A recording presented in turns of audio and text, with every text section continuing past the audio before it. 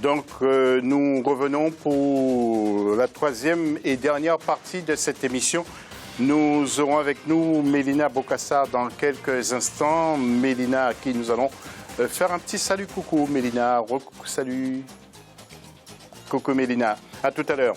Et puis notre plateau avec Bruno Aoyo, qui est journaliste béninois. Il y a également Yacine Bouali et puis bien entendu Lassana Kamara. Pour la question, le Nigeria qualifié pour les demi-finales de ces Jeux Olympiques. Quelles sont les chances du Nigeria? Est-ce que vous pensez que l'équipe sera sur le podium? Vous nous répondez et vous commentez sur nos réseaux sociaux, hashtag Africa24 et puis notre adresse email jo2016@africa24tv.com. Le programme de ce mercredi 17 août dans quelques secondes.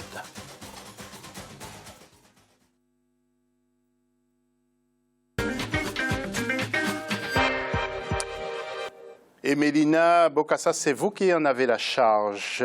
Allez-y.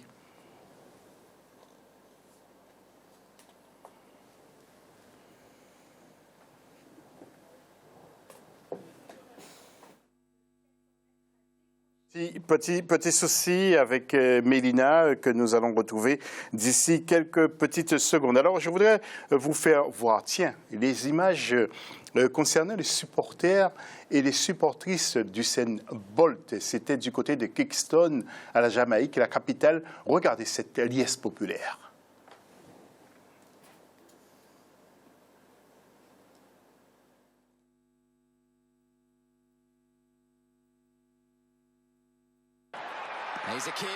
Les athlètes africains continuent leur parcours dans le Jeux olympiques de Rio 2016.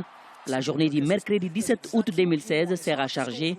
En football, chez les hommes, le Nigeria croisera le fer avec l'Allemagne en demi-finale. Les vainqueurs de l'édition 1996 atteignent pour la troisième fois de leur histoire le dernier carré du tournoi et se rapprochent ainsi de plus en plus d'une troisième médaille olympique.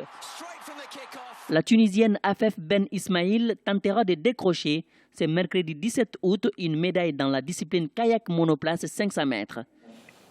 Et voilà, donc petite erreur de magnéto. Nous allons cette fois mettre tout en ordre. Nous allons retrouver Mélissa Bokassa qui va nous parler du programme de ce mercredi 17. Mélina, est-ce que vous êtes prête? Oui, José. J'ai une actu par contre pour vous. Donc l'autre grande star de la soirée de ce dimanche 14 août aura été le Sud-Africain Wade van Niekerk. À 24 ans, le champion du monde du 400 mètres a décroché le titre olympique du tour de piste en signant un nouveau record du monde avec 43 secondes et 3 centièmes.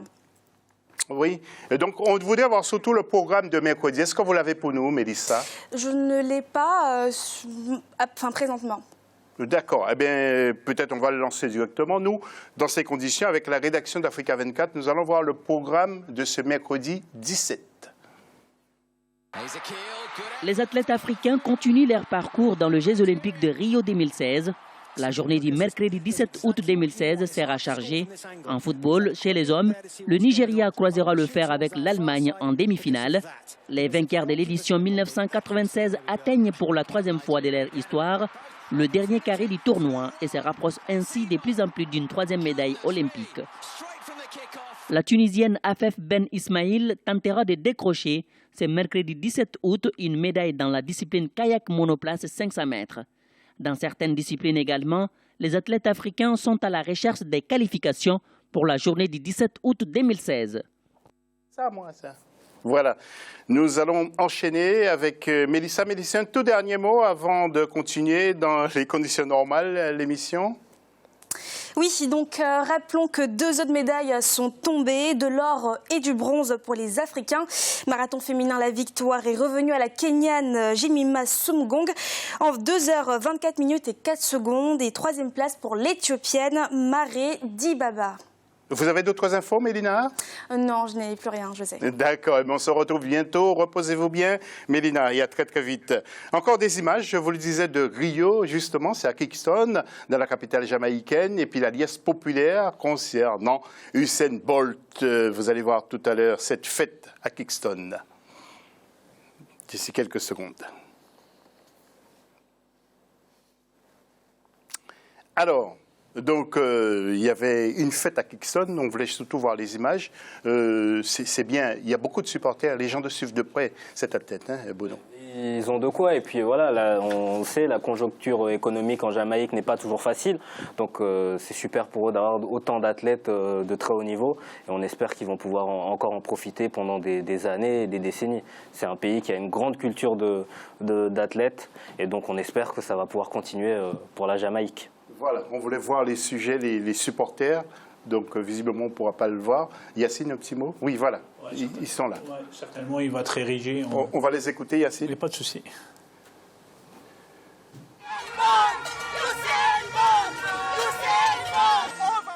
Submergé, ravi, Usain Bolt. Les mots ne peuvent exprimer ce que je ressens. Je suis extrêmement heureuse. Usain Bolt est l'un des meilleurs athlètes de tous les temps. Je me sens super bien. Pour sa 3e et dernière participation, il était au rendez-vous. La première place sur Terre, 3 médailles d'or d'affilée, Usain Bolt. Un petit mot, Yacine, vous avez entendu, je suis émerveillé. Même les enfants sont... Je suis émerveillé justement par l'image de ce gosse, comment il parle d'Usain Bolt. Donc je pense aujourd'hui il mérite une grande statue à Kingston pour pour résumer toute son œuvre. Je pense qu'aujourd'hui il rentre dans l'histoire pas uniquement de la Jamaïque mais du sport international. Donc ça nous fait rêver. Lassana, un petit mot? Il le mérite parce qu'il se donne à fond sur le terrain, il donne des ingrédients à ce sport-là. L'athlétisme a besoin des ambassadeurs comme Usain Bolt. Ce gars-là, il est magnifique. J'espère qu'il aura ces 3 médailles parce que il va terminer l'œuvre qu'il a commencé et sortir par la grande porte. Voilà, merci mon cher Lassana. Alors, concernant l'agenda, vous le savez, il y aura beaucoup d'événements ce mercredi. Il y aura du athlétisme, ce sera la suite avec beaucoup de concours. Il y aura du handball, il y aura du basket, mais aussi du volleyball. Nous allons partir maintenant, cette fois, sur le continent.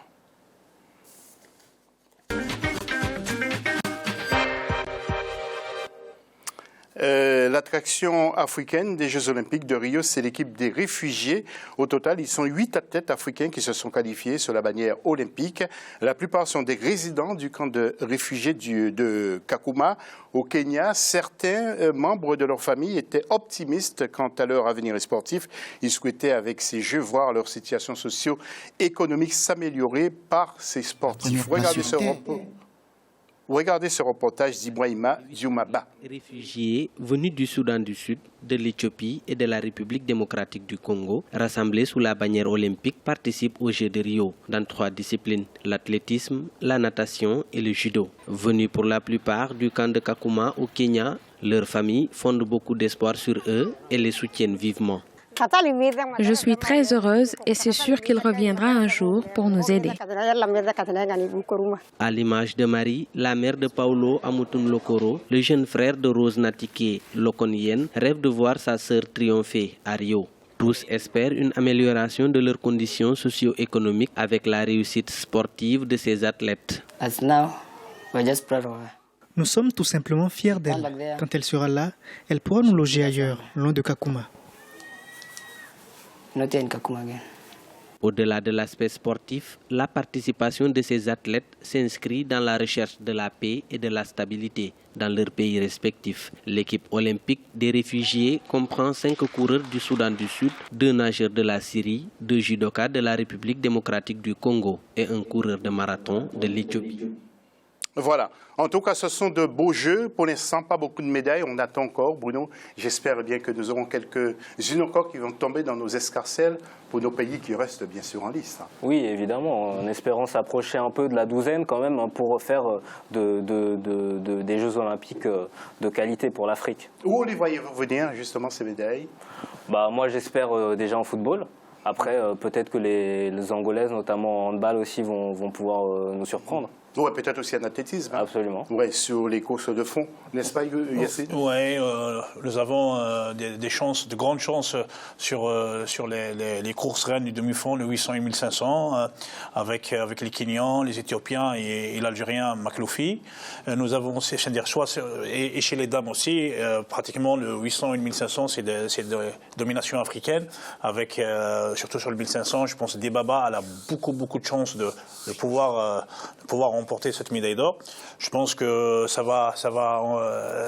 l'athlétisme va renflouer un petit peu les caisses du continent africain. Oui, Lassana, vous? Je pense pour les deux Ivoiriennes, pour la Côte d'Ivoire en titre, Makloufi pour l'Algérie et le football, le Nigeria, plus le Kenya dans l'athlétisme. J'espère que l'Afrique va frôler les 20 médailles.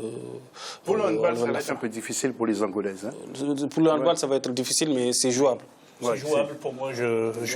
Pas une grande pièce, mais une petite pièce sur les Angolaises. Elles peuvent.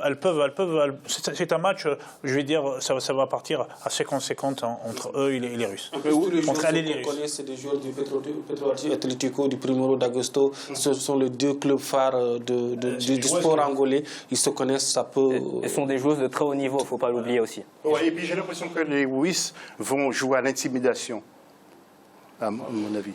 Absolument, mais après le talent est du côté des Angolaises. Donc le talent est physique aussi, parce que physiquement les Angolaises, elles peuvent vraiment faire peser la balance. Ouais. Voilà. En tout cas, on attend, nous sommes impatients, patients en même temps, et nous verrons dans les jours à venir ce qui va se passer. En tout cas, merci à Bruno, merci à Yacine et merci à Lassana d'avoir participé à cette émission.